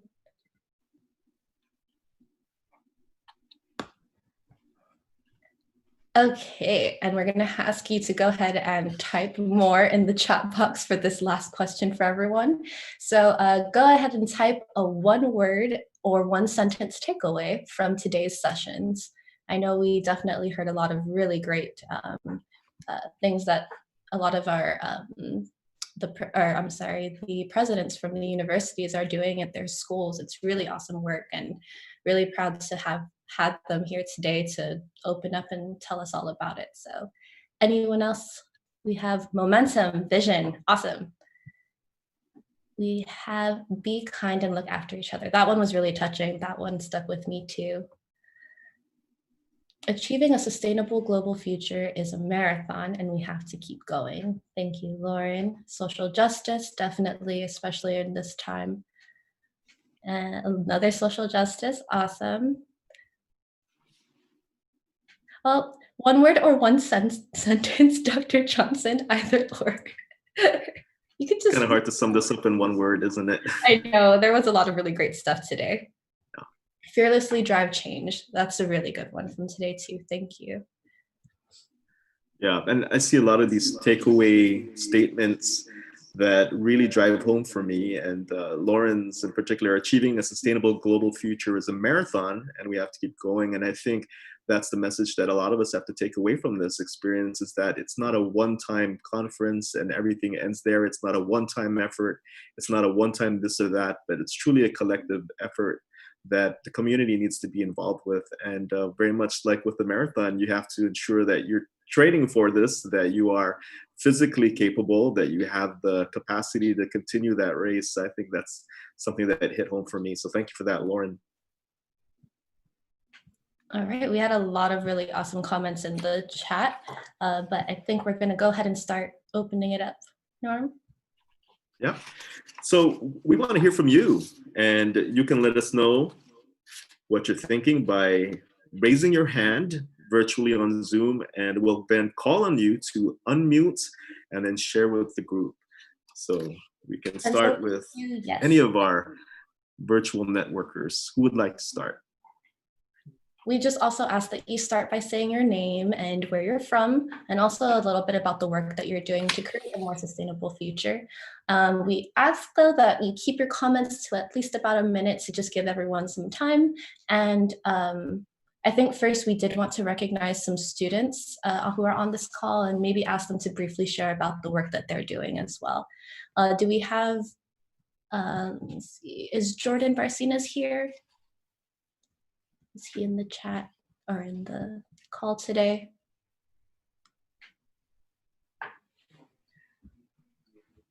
Okay, then we can move on. We have Naomi Borg. Is she here today? Hello. Oh, there we go. Half a day, Naomi. Yep, so I think, Naomi, you need to unmute yourself. Her volume is just really low. Yeah.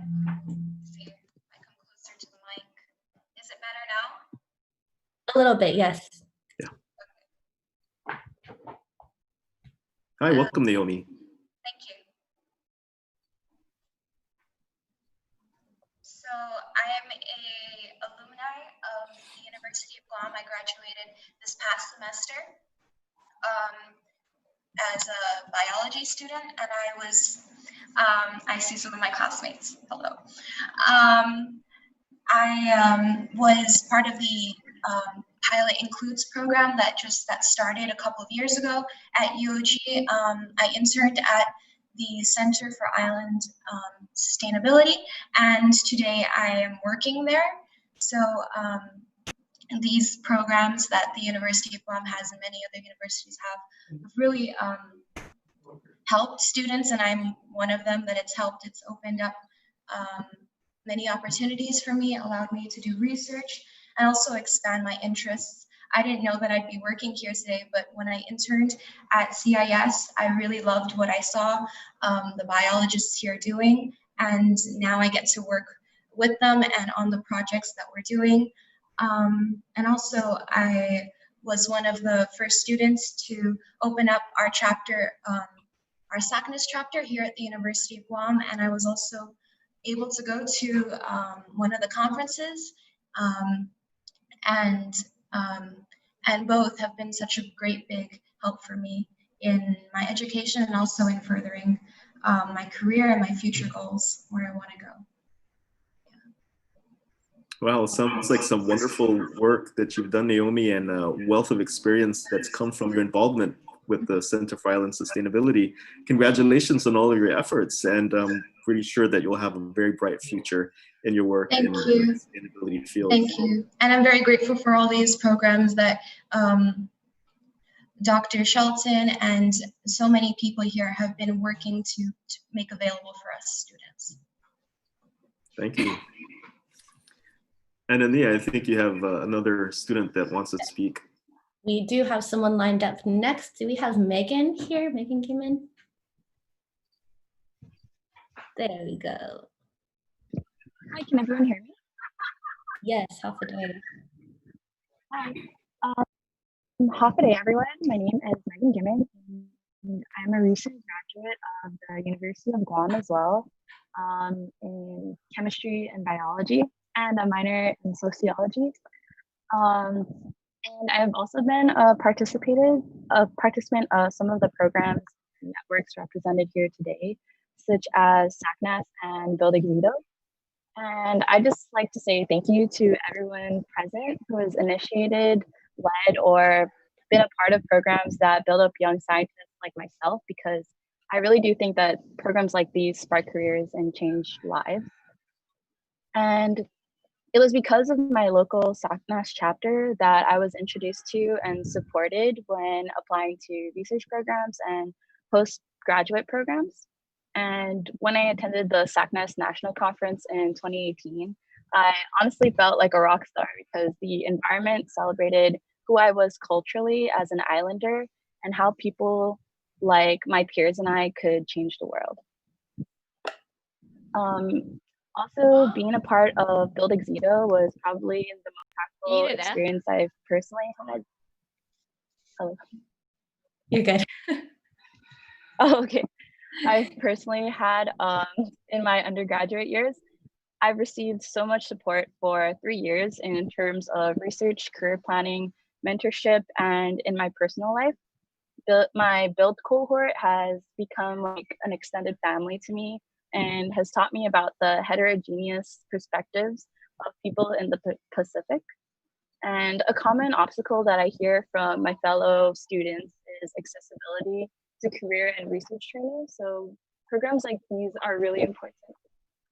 I owe who I am today largely in part to people just like you guys. So thank you. And I would encourage other students present today to consider applying to programs and networks like these at your home and other accessible institutions. Well, thank you so much, Megan.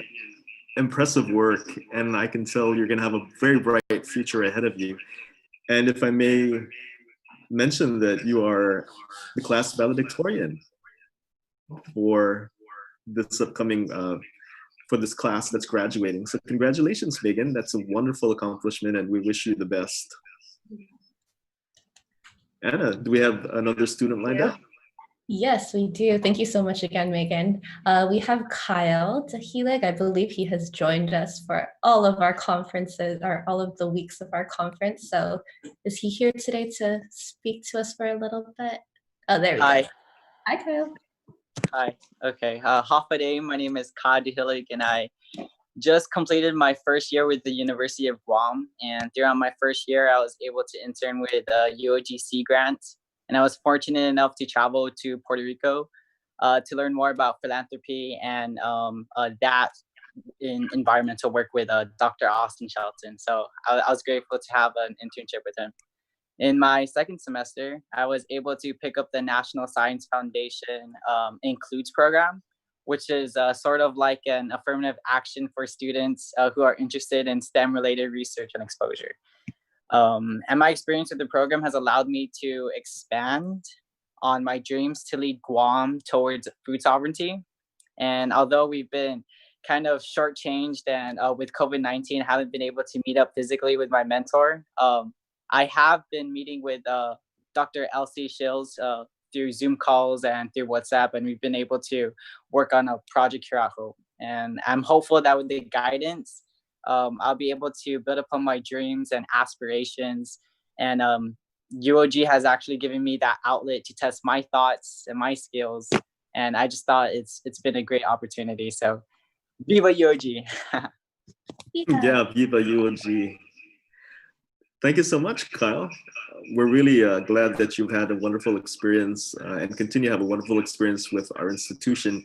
And kudos for all the work that you're doing. I know it's particularly challenging to meet up with your mentors or whoever may be working with you in person, but I'm pretty sure that as we get used to this new normal, everybody will continue to thrive. And Anania, you have another speaker lined up. Yes, thank you again, Kyle. We have Dean Margaret, is she here? Did you want to speak on this with us today? Hi. Hi, Hoffaday, good morning. I just wanted to say great conference, CIS people, Dr. Austin Shelton.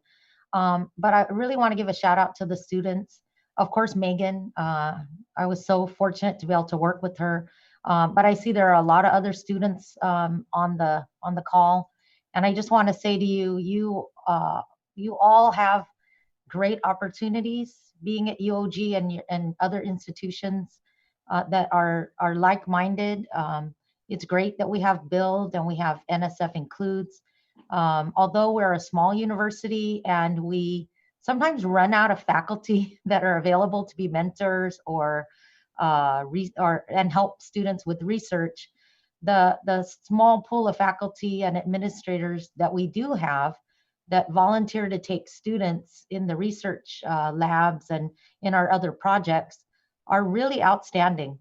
I think back when I was in college and I just didn't have these opportunities. And so I've got to say, reach for it. And if you look at someone like Megan, I put the story that UOG had, sorry, Megan, if I'm embarrassing you, on in the chat box. But Megan's story is one that I think should be shared widely because she, like a lot of you guys there, you have the ability. It's just that a lot of times we don't feel that we can do it. And sometimes we are not surrounded by people who encourage us. And so I'm so glad that you were on today to listen to people like Dr. Carlos Crespo, who has been one that has nurtured many of us. And so while it's a difficult world out there, and kudos to all of you for being here today and doing your best through this pandemic.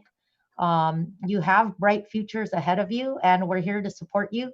Don't be afraid to reach out to us because we really believe that you can succeed, and you're our future and our future hopes. So congratulations, and have a great day and a great time. Yes, Kyle put imposter syndrome is real. We all feel that way, but you can do it. Definitely you can do it, and you hold on to those of us that will support you.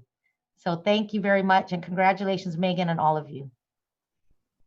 Well, thank you so much, Dr. Margaret Hattori-Ochima, who you may know is the Dean for the School of Health, for your words of encouragement. I'm pretty sure that they are very much appreciated by not just our students, but everybody that's listening to you. And we also want to thank you for your efforts. You have been at the front lines battling this whole COVID-19 emergency, and you've worked tirelessly as well. And so we really appreciate all of the hard work that you've contributed towards this fight against the coronavirus. And Ania, I think we have another speaker. Yes, I was told to call on Mike Lehmeyer. Is he here with us? Would you like to talk to us today? There we go. Half a day.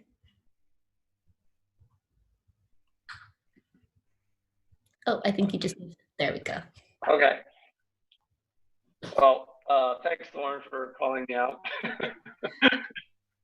My name is Mike Lehmeyer. I am based in Honolulu, Hawaii at the National Marine Fisheries Services Pacific Island Regional Office in the Habitat Conservation Division. So a lot of my focus is on coral reef conservation work in the Pacific.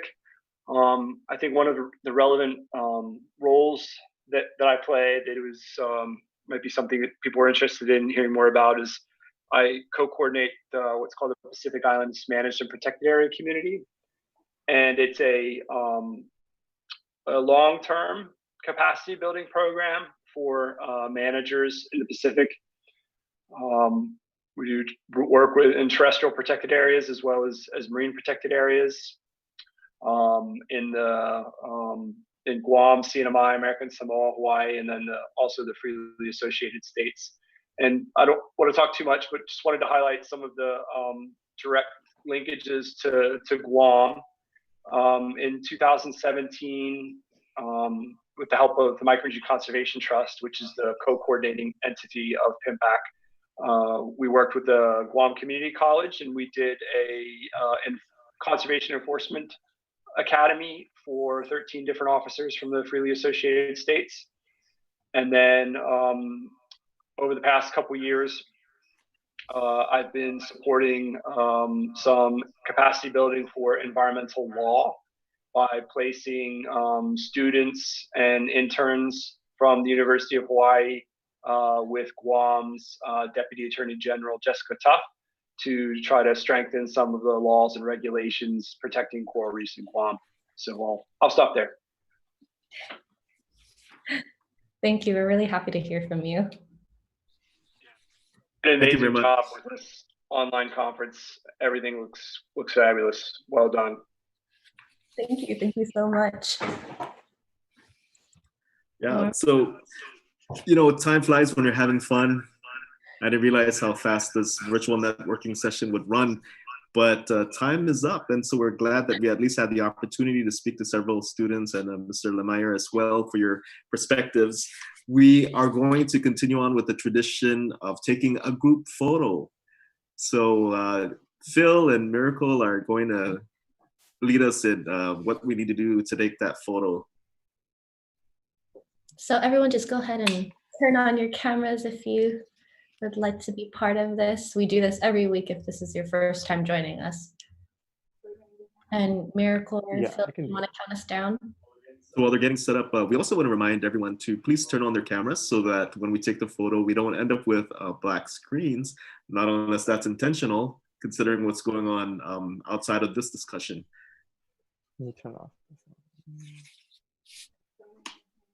Okay. All right, everyone, we're going to take two screenshots. So we have 2 pages of people. So we'll go the first one. 3, 2, 1. One more. 3, 2, 1. All right. Thank you, everyone. Yeah, so that is pretty much our cue to wrap up. And of course, I want to say it was inspiring to hear about the work happening in all of your communities and the organizations around the world. And we hope you can stay connected and collaborate with some of the people that you've met here in this virtual networking session. And Anania is going to close things out as well. So on my behalf, thank you very much. Anania. Yes, thank you guys again. Sujus Maasi, to our panelists, to all of you for joining us and sticking around for our 30-minute virtual networking reception. This was our last one for this year, so thank you all again, and we'll see you all in April 2021. Bye.